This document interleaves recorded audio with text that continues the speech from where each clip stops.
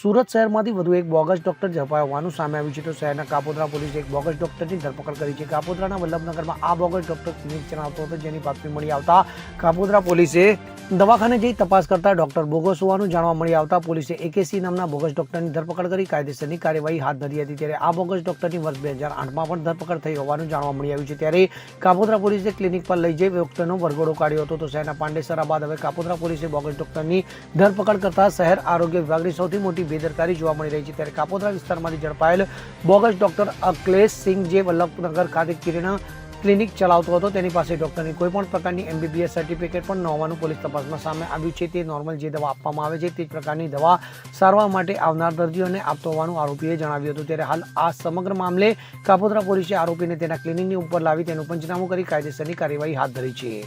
નરેશ સિમરન સાથે CN24 news, Surat.